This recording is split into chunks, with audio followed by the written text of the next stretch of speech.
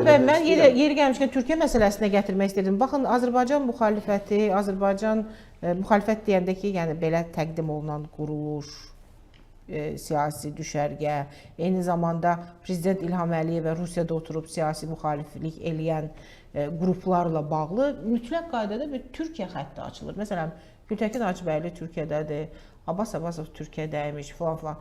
Burada sizcə məqsəd Türkiyə-Rusiya yaxınlaşmasını göstərib Türkiyəni etibarsızlaşdırmaqdır? Yoxsa burada başqa məqsəd var? Nə ehtimal edirsiniz? Maraqlı sualdır. Cavabını maraqlı. Söz doğrusu mən sizin səsləndirdiyiniz o halları bu bizim mövzuya xüsusən belə aidiyyət olduğu fikrimdə deyil. Gəl icazə verin sizlə bunu əvvəl etdik. Yox, estağfurullah. Mən sual verim, siz cavab verirsiniz. Buyurun. Demək, elmi məsələsi. Bilirsiniz ki, biz 92-ci ildə MDB-yə daxil olmadıq. Və mən xatırlayıram, may ayının 15-də, 93-cü ildə mən Moskvada MDB dövlət başçılarının və hökumət başçılarının görüşündə iştirak edirdim, müşahidəçi qismində Azərbaycan nümayəndə heyətinin başçısı rəhbəri olaraq.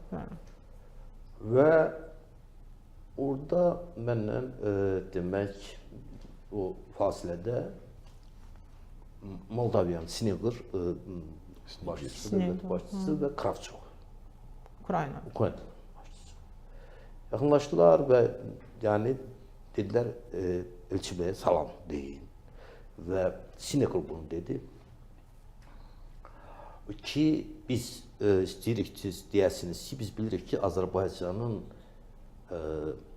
MDB-yə olan münasibəti bu bütün bizim hamımızın maraqları üçün olan bir məsələdir.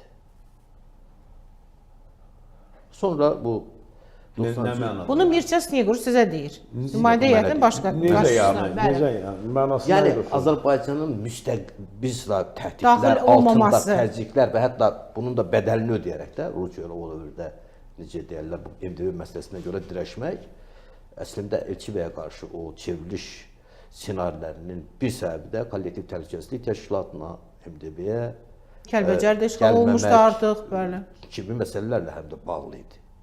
Və bizi MDB-yə demək daxil eləmək üçün olan həm də təzyiqlər idi, həm də. Yəni mən eynən buna yalnız müncərləmək istəmirəm.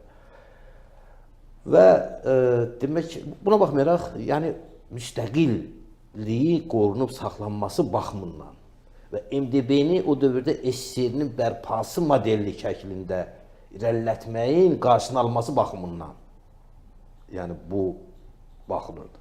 Azərbaycan çox ağır bu bədəllər ödədi buna görə, həqiqətən o dövrdə. Sonra yaranmış bu ölkədə baş verən bu qiyamdan sonra yaranmış vəziyyətdə Azərbaycan MDB-yə daxil demək oldu Fənab bəy, o yerində bir sual verin. Birdən siz qəbul, yəni sizin hökuməti, Elçi bəy hökuməti qəbul etsəydi MDB-yə daxil olmalı, sizcə çevriliş olardı? Yox, bilirsiniz, bu cür məsələlərdə olub keçmiş tarixə şərt şəkilçisi ilə demək sözün doğrusu. Yəni bu prinsipial məsələ idi Rusiya üçün. Amma məsələn deyək ki, yəni bu mümkün deyildi o dövrdə. Elçi bəy kursu o dövrdə Elçi bəyin xarici siyasət konsepsiyası, o cümlədən Rusiya münasibətdə, MDB-yə münasibətdə bunu mümkünsüz demək edirdi. Və demək bu həmin MDB-nin SSR-yə çevrilməsi tərəfdarları üçün çox ciddi bir maneə idi. Və müəyyən bir dövrdə bunun qarşısı da alındı. Sonra demək Azərbaycan daxil olduğu dövrdə yaranmış çox ağır bir vəziyyət idi, məlumdur və mən razıyam ki, o dövrdə Azərbaycanın MDB-yə daxil olması artıq Azərbaycanda baş verən hadisələrdən, çevrilişdən sonra olduqca demək daha ağır bir vəziyyət yaranmışdı və Azərbaycan MDB-yə daxil oldu və xeyli müddətdir biz MDB-nin tərkibində qaldırıq. Mən niyə bu mövzunu başladım? Yəni indiki son günlərdə yenidən ən azı şərhçilər səviyyəsində, ayrı politoloqlar səviyyəsində bu ictimai şuurun bir ifadə formalarından biridir. Müəyyən efirlərdə özü də heç də radikal müxalifətin efiri olmayan efirlərdə, platformalarda, informasiya platformalarında Azərbaycanın MDB-dən çıxması məsələsinin özünün müzakirəsinin başlanması çox əlamətdar bir hadisədir. Yəni bu hakimiyyətin fikridir, Mənim- yoxsa Rusiyaya bir ismarışdır?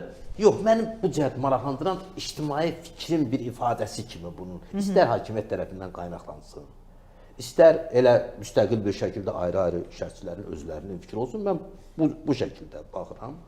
Və mənim fikrimi əgər bilmək istəsəz, sözün doğrusu mən bu məsələdə bunun səlahiyyətli dövlət orqanlarının öhdəsinə buraxılmasının tərəfdarlarından. Mən son dövrdə dəfələrlə bu təhlükəsizlik məsələlərdir, Azərbaycan Ermənistan etimad məsələsini münasibəti və sair. araşdırmısınız, Bu bəli. cür məsələlərdə ki, kifayət qədər peşəkar bir son dövrdə və Azərbaycanın maraqlarının açıq-aydın belə qorunması və uğurlar qazanması ilə müşahidə olunan bir kurs şəraitində mən bunun belə bir qərarın qəbul edilməsi ya edilməməsi məsələsini səlahiyyətli dövlət orqanlarının, istər prezident, istər Xarici İşlər Nazirliyi, yəni dövlətin öhdəsinə buraxılmasının tərəfindən eyni zamanda bu məsələnin gündəmə gətirilməsini və müzakirəsinin özünü müsbət hal sayıram, mütərəqqi hal sayıram, həm də əlamətdar bir hal sayıram. Bu işin demək bu tərəf. İşin fəlsəfəsinə gəldikdə, mən bunu ilk dəfədir qoyun ifadə edeyim burada, hərçənd ki dəfələrlə buna bənzəri bir. Bilirsiniz, Rusiya SSR kimi dağılacaq. Necə ki SSR dağıldı. Bu indi o bizim hal-hazırda müşahidə etdiyimiz o möhkəmlənməsi, Rusiyanın yenidən bir dişlərini göstərməsi və yenidən öz əvvəlki o sərhədlərinə qayıtması həmlələrinə baxmayaraq.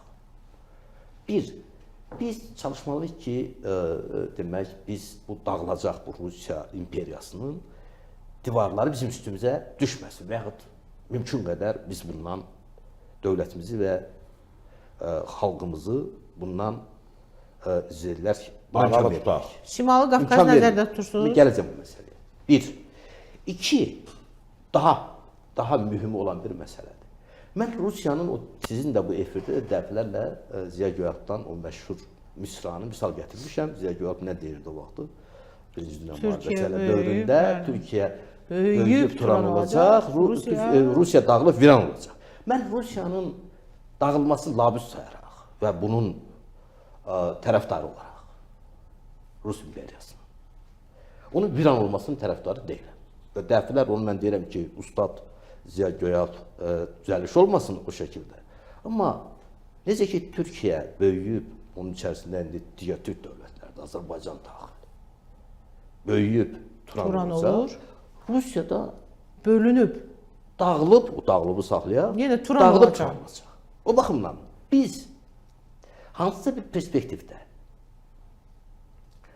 Rusiyanın dağılıb istər Anglosakslara, Amerikaya, istər Çinə, istər hansı digər başqa güclərə tərəfindən pay-püş edilməsi məsələsində öz mövqeyimizi gərək həm şuurumuzda, zehniyyətimizdə, ictimai şuurumuzda, siyasi şuurumuzda, həm də strategiyamızda gərək düzgün bir şəkildə qoyaq. Yəni, mənim bu Rusiya, o cümlədən MDB də onun içindədir. Əslində, bu Rusiya münasibət, MDB məsələlərinə münasibətdə də bu hər iki məsələni nəzərə alaraq bir tərəfdən o dağılan, mümkün qədər o dağıntının bizə zərər və zədə verməsi nə imkan verməmək, istərsə də ikinci tərəfdən isə o dağılacaq Rusiyanın turan olması üçün çalışmaq naminə o məsələnin nəzərdən keçirilməsinin, müzakirəsinin tərəfdarıyam ki, acaba MDB-də qalmağa dəyərmi, yoxsa bugün biz bunun